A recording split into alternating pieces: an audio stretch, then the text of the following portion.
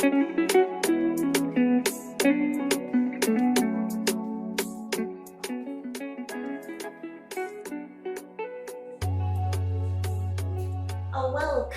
to the Sexual Health Scoop, the podcast where we dive into the world of sexual health and wellness at tertiary institutions. And you know what? Today, our topic is about navigating sexual health at tertiary institutions. So, join us as we explore the challenges, resources, and support available to students navigating love, relationships, and identity. Your host, my name is Nomson Sarah, and I will lead the conversation, sharing expert insights, personal stories, and practical advice. You know what? Tune in for the real talk, honest discussions, and empowerment.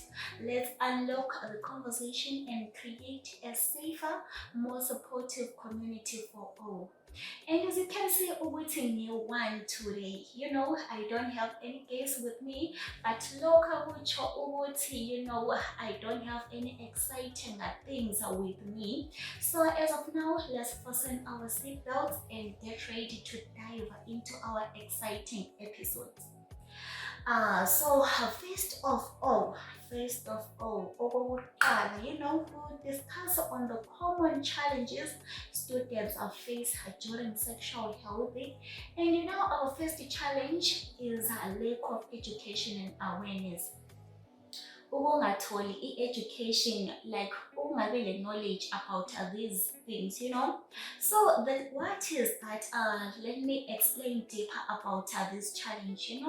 So the lack of education and awareness about sexual health is a significant concern at tertiary institutions.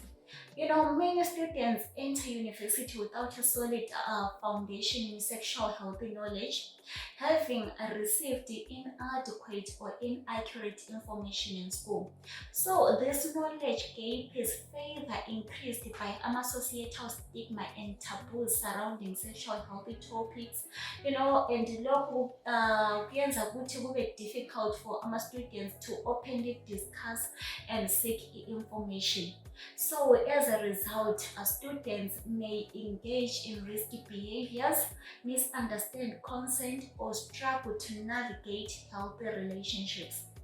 Moreover, the absence of inclusive and comprehensive sexual health education can actually lead marginalized students, such as LGBTQ individuals, feeling invisible and unsupported. By acknowledging and addressing these gaps in education and awareness, we can work towards creating a safer, more supportive campus community that empowers students to make informed decisions about their sexual health and well-being. Me personally, I think that all right, they must teach us izinto zama relationships, because honestly, we come to a university with a little or no knowledge at all regarding these things. So kuqakathekile ukuthi besifundise ngezinto lezi masifika, especially sifika lapha singama 1-1. They should actually teach us about these things. And then challenge number 2 is stigma and shame. So what do I mean when I say stigma and shame? When it comes to sexual health, many people feel ashamed or embarrassed to talk about it. So this is called stigma, right? So stigma is like a big cloud, yes, that makes people feel bad about themselves or afraid to ask for help. It can stop people from getting the information and support they need to make healthy choices. For example, right, someone might feel too ashamed to buy condoms or go to a doctor for a checkup. Like, okay, you want to do an protected sex life, right? But you are afraid ukuthi uhambe clinic yokuthi ngizocela ama condoms. That is stigma and shame. So stigma and shame can also make people feel alone and like they can't talk to anyone about their problems, right? Unenge unama problems akawanda, but you can't even share, you can't even talk to anyone about your problems. That is stigma and shame. But if we can talk openly and honestly about sexual health, we can start to break down the stigma, and make it easier for people to take care of themselves. I know it is not easy to ask for help or go to the clinic to take condoms or go to counseling sections, but what? It's actually, it's actually necessary to do that. Kuqakathekile, your health matters. So kuqakathekile ukuthi unakekele wena first before you think about what about stigma and shame. And then moving forward, challenges, challenge number 3, it's pressure and expectations. Peer pressure, yes, lama expectations avela kwabanye abantu. So there's a lot of pressure and expectations around sex and relationships at university. People might feel like they need to have sex to be fit or be liked. Kuthiwa uma ungaze awuyenzi sex awuthandakali or like awazakali. So people, they might feel like they need to do that thing ukuthi bethandakali or ukuthi befithe in certain groups. So others might feel like they need to have a certain type of relationship or behave in a certain way. So these expectations can come from friends, social media, or even ourselves. But this pressure, right, can actually lead to unhealthy choices and stress. So it's important to remember that everyone makes their own choices and decisions about their sexual health, and there is no one right who can do these things for you. So by talking openly and honestly about these pressures and expectations, we can actually support each other in making choices that feel right for us without judgment or shame. Ungesabi ukuthi my friend will judge me, or ungesabi ukuthi ngizayangeka ube lenhloni. No. So you know what, you can actually find a friend whom you will tell ukuthi uyakwanisa ukuthola umngane, right? Who will tell you ukuthi if you have never ever had sex wakasarira or what, abangani, peer pressure, and that is so wrong, and never hearing that you quickly rush in making bad decisions, and that is peer pressure, right? So let's all live a life that makes us happy. Each of us, we came to universities to attain certain goals, right? So let's all stick to that. And lastly, I say no to peer pressure. No to peer pressure. Ungavumeli abangani bekuyenzise izinto ongazifunile. And then the last challenge here too, it's limited access to resources and support. So what do I mean when I say limited access to resources and support? So many students face challenges in accessing resources and support for their sexual health. So this can include limited availabilities of condoms, STI testing, or counseling services on campus. So some students may also face barriers due to their location, financial situation. We all know which is some people struggle financially, or immigration status. Additionally, online resources and hotlines may not be accessible or inclusive for all students. So this can leave students feeling isolated and without the help they need to make informed decisions about their sexual health. So by advocating for increased access to resources and support, we can ensure that all students have tools and information they need to prioritize their well-being and make choices unhealthy. So my suggestion to all university boards, I think it's safer to teach our students as they come on these crucial topics.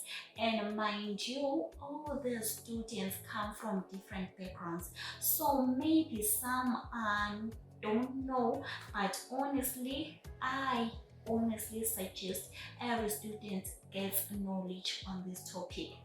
So moving forward, we've discussed my challenges, right? So moving forward, right now we're going to talk about resources. So we're going to talk about the available resources and support on campus. And first, we'll talk about university health services. So the university health services can play a crucial role in supporting students' sexual health. So these services may include access to STI testing, Salienzi sex lapha, you never know ukuthi partner yakho injani, and you think ukuthi somele na-testa for STI testing, contraception and counseling. However, some students may not know that these services, are available or may feel uncomfortable using them.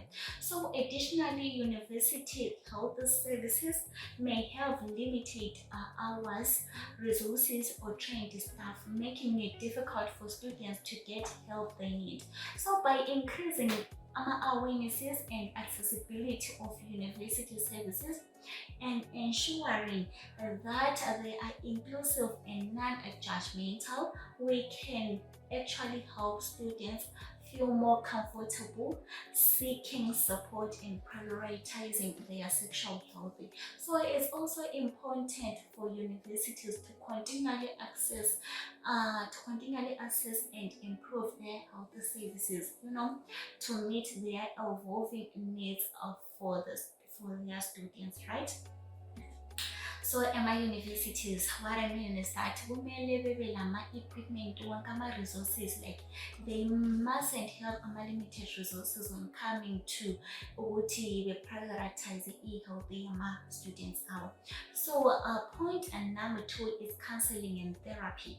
So counseling and therapy can be a safe and supportive space for students to explore their thoughts, feelings, and experiences related to sexual health. So trained therapists can provide guidance and tools to help students navigate relationships, consent, and sexual identity. They can also offer support for survivors of sexual assault or harassment, and can also help students develop healthy coping mechanisms for stress, anxiety, or trauma. There are other students are depressed to the point of like he or she is going through a lot, but so counseling and therapy is essential and necessary.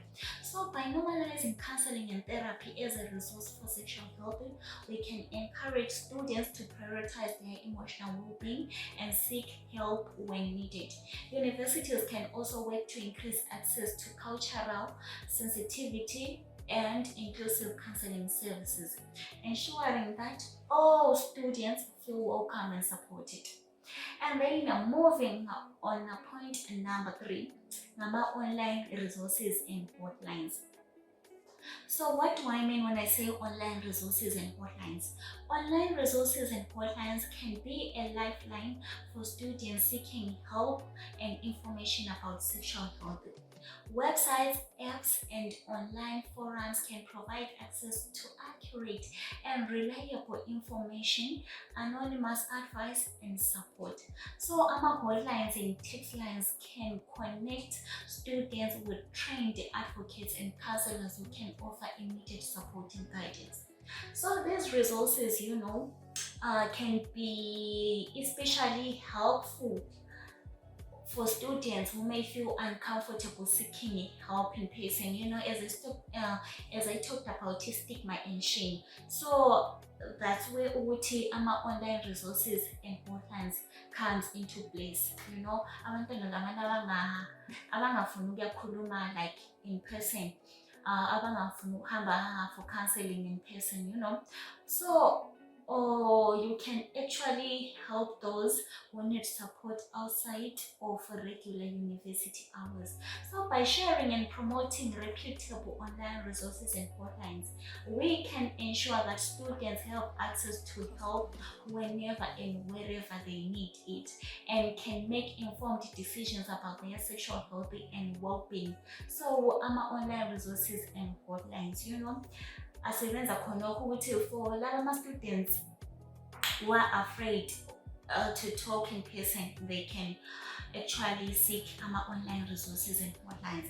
So moving forward, on our third segment, we will focus on personal stories from two different students, a male and a female student.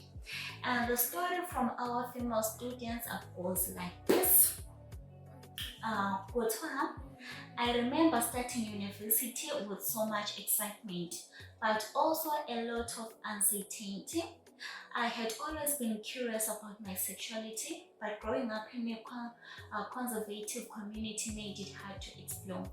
When I got to campus, I felt like I was finally free to be myself, but with that came a lot of challenges.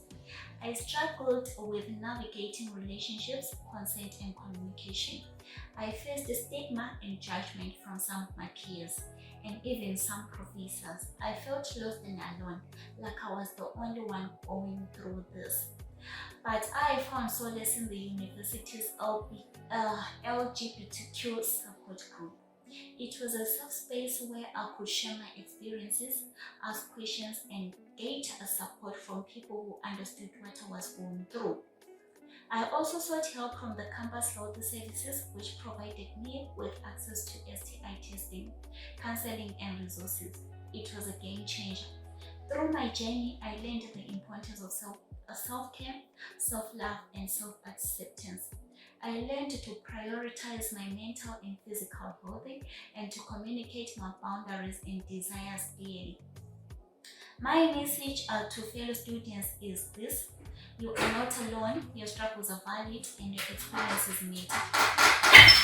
Don't be afraid to seek help, to ask questions, and to explore your identity. Remember that your sexual health is a part of your overall well-being, and that it's okay to take things at your own pace. And to the university, I say, keep providing resources, support, and safe spaces for students to navigate their sexual health. Keep promoting inclusivity, diversity, and acceptance. You have the power to create a culture of empathy and understanding.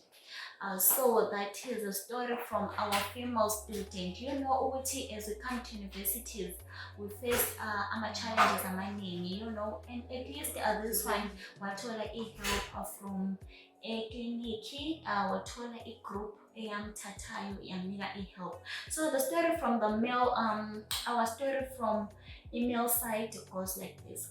I never thought I'll be the kind of guy to talk about his feelings, but university changed that for me. I came in thinking I knew it all, but quickly realized I had a lot to learn about sexual health, consent, and relationships. I struggled with understanding consent and I made mistakes. I had someone I cared about and it haunted me, but I sought help and I learned. I learned about healthy relationships, communication, and boundaries. I also struggled with my own mental health and how it affected my sexual health. I dealt with anxiety, depression, and feelings of isolation, but I found solace in the university's counseling services and then talking to friends who understood what I was going through. My message to the fellow students is this: don't be afraid to ask for help, don't be afraid to talk about your feelings. or to seek guidance. Sexual health isn't just about physical health, it's about mental and emotional well-being too.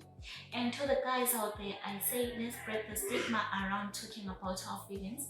Let's support each other and let's prioritize our well-being. We don't have to have it all figured out, and we don't have to do it alone.